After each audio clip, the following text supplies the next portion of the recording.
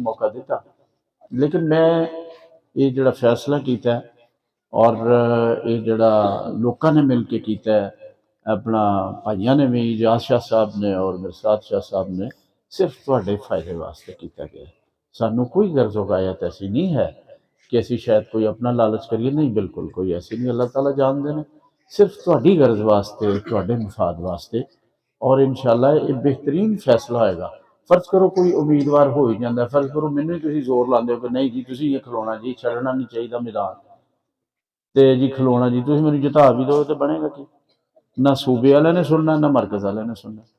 अहमद इकबाल साहब नूं ये बहाना नहीं मिल सकता कि सूबा यानी मरकज़ भी उन्होंने वालद साहब ने फैडरल कबीना विच, और कबीना च यानी एक टॉप दे मिनिस्टर ने, और इंशाअल्लाह फिर है भी वजीर मनसूबाबंदी। जिन्हें मुल्क च मनसूबे बनने तो साढ़े जगाल का मनसूबा स्कूल का नहीं बनेगा, 8वीं पंजी नहीं होएगा। इन्हों का यह भी है जी, एक इस मनसूबे शामिल कर लिया जाए। इतने का स्कूल किनवीं तक है, प्राइमरी तक है, तेनों की करवाना जी 8वीं तक नहीं नहीं जी नहीं, इन्होंने क्या जी, हाँ जमीन पूरी है जी। ये पहले मिडल होएगा कि पहले मैटर कर लिया नहीं, मैं शायद छड़प्पी मार के 10वीं की जाना हो, हौली हौली होंदा ना बंदा। लेकिन गल तो की है ना कि हुण तुसीं झाड़ करोगे तो फिर ही फिर अगली गल होएगी ना, फिर अगली गल होगी कि 8वीं होनी है कि 10वीं होनी है। बाकी है भी अमानत है, इन्होंने अच्छा उम्मीदवार कोई नहीं, और शरीफ खानदान ने, नेक खानदान है, इन्होंने वालदैन भी और सारे, और पीर के कोल इन्होंने वाल्टन जाना आना करना। इन्होंने जोड़े बेटे ने अहमद साहब, मजे की गल है, खुशकिस्मती और हाफजे कुरान में तो जो कोई अली 5-7 सिपारे पढ़े सन तो फिर उत्थे लैके पीर को जाना करना, वो दुआ है, वो बरकत है इंशाअल्लाह। अल्लाह ताला इन्होंने इज्जत दे। और इस वक्त जरूरत इंतशार की नहीं, जो चलन डया असी उस कहा कि हुण खत्म करना चाहिए। आपस यकजहती की गल, इतिहाद की गल, जी मुकामी सियासत है तो कौमी सियासत है, ये इंज होनी चाहिए जिवें एक फैमिली की सियासत है। जिस तरह बनाए दे ना विच फर्क, लड़ाइयां पातियां अदारियां दी अपनी, गलत बात है, मुल्क वास्ते नुकसान है। मैनू उम्मीद है तुसीं वोट इंज पाना जिस तरह तुसीं मैनू ही पाना वोट, ठीक रहेगा भाई। हाँ चलो अल्लाह के वादे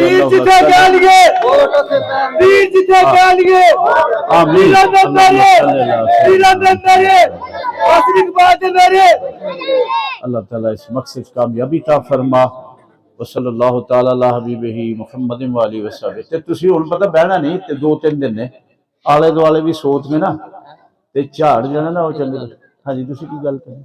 हाँ जी बिस्मिल्लाहिर्रहमानिर्रहीम। सारे दोस्तों का मैं बहुत बड़ा मशहूर है, उन्होंने अपना कीमती टाइम दिया है। दोस्तों मेरी सबको एक गुजारिश है कि जो तुम वोट पाओ जाना है, दो उम्मीदवार ने साडे एरिया च मेन जिन्हां दा मुकाबला है, ट्रैक रिकॉर्ड लाजमी चेक करना। देखो पीर साहब को पहला मौका दिता, पीर साहब ने साडे एरिया की सफाई करनी सारी छोटे मोटे काम उम्मीद करने को भी पीर साहब की क्यादत, ऐसे इकबाल साहब की क्यादत, वो भी साडे एरिया में शायद खत्म हो जाए। ठीक है, दूसरी चीज देखो कि वोट जो देते हैं किसी नुमाइंदे में, वोट मांगने का मकसद खाना पूरी करना नहीं होता दोस्तों। वोट तुम अपने नुमाइंदे को पाते हैं, वो असेंबली जाकर मसाइल उजागर करते हैं, तो मसाइलों वास्ते आवाज उठाते। ठीक है, जेडे मुखालफ उम्मीदवार है तुसीं देखिया होगा अपने एरिया वास्ते उन्होंने अपने इलाके वास्ते कभी कोई गलबात नहीं की।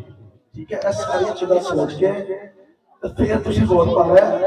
तो दूसरा जिस तरह 8 फरवरी को तुसीं पीर साहब को 113 वोटां के लीड को कामयाब किया, इस मैं उम्मीद करना कि 200-250 तक लीड मिलेगी। तुसीं दोस्तों वोट पाओ, ठीक है, भरपूर तरीके नाल। ठीक है, एसएल साहब को, अहमद इकबाल साहब को मौका दो, पीर साहब की क्यादत में, ठीक है, कि वो इलाके वास्ते बेहतरीन काम करन। ਤੇ ਜਦੋਂ ਅਸੀਂ ਉਹਨਾਂ ਨੂੰ ਕਾਮਯਾਬ ਕਰਾਂਗੇ ਤਾਂ ਫਿਰ ਅਸੀਂ ਵੀ ਕੋਸ਼ਿਸ਼ ਕਰਾਂਗੇ ਕਿ ਸਾਡੇ ਜਿਹੜੇ ਮਸਾਇਲ ਨੇ ਅਸੀਂ ਉਹਦਾ ਜਦੋਂ ਹੱਲ ਕਰਵਾਈਏ। ਠੀਕ ਹੈ, ਇਹ ਚੀਜ਼ਾਂ ਸਾਰੀਆਂ ਯਾਦ ਰੱਖੀਏ। ਦੂਸਰਾ, ਆਪਣੇ ਸਾਰੇ ਦੋਸਤ ਮੈਸੇਜ ਕਰ ਰਹੇ ਨੇ ਕਿ ਆਪਣੇ ਮਸਾਇਲ ਹਾਈਲਾਈਟ ਕਰ ਦਿੱਤੇ ਜਾਣ। ਸਭ ਤੋਂ ਪਹਿਲਾਂ ਸਾਡਾ ਜਿਹੜਾ ਵੱਡਾ ਮਸਾਇਲ ਹੈ ਉਹ ਹੈ ਸਕੂਲ ਦਾ। ਉਮੀਦ ਹੈ ਕਿ ਤੁਸੀਂ ਅਗਰ ਵੋਟਾਂ ਪਾ ਕੇ ਉਹਨਾਂ ਨੂੰ ਖਿਦਮਤ ਦਾ ਮੌਕਾ ਦੇਵੋਗੇ ਤਾਂ ਉਹ ਵੀ ਅਗਲੇ 5 ਸਾਲਾਂ ਦੀ ਖਿਦਮਤ ਕਰਨਗੇ ਇਨਸ਼ਾਅੱਲਾ। ਦੂਸਰਾ, ਇੱਥੇ ਡਿਵੈਲਪਮੈਂਟ ਦਾ ਕੰਮ ਤੁਹਾਡੇ ਸਾਹਮਣੇ ਹੈ। ਜਿਹੜੀ ਸੂਚਨਾ ਹੈ ਪੀਰ ਸਾਹਿਬ ਦੇ ਘਰ ਥੋੜਾ ਬਹੁਤ ਹੋਇਆ ਸੀ, ਉਮੀਦ ਕਰਦੇ ਜਿਹੜਾ ਰਹਿ ਰਿਹਾ ਉਹ ਵੀ ਹੋ ਜਾਏਗਾ। ਟਾਈਮ ਥੋੜਾ ਸ਼ਾਰਟ ਹੈ ਤੇ ਇਹ ਸਾਰੀ ਗੱਲਾਂ ਨਾਲ ਇਜਾਜ਼ਤ ਚਾਹਾਂਗੇ। ਇੱਕ ਨਾਰਾ ਲਾ ਦੋ ਪੀਰ ਸਾਹਿਬ ਦਾ।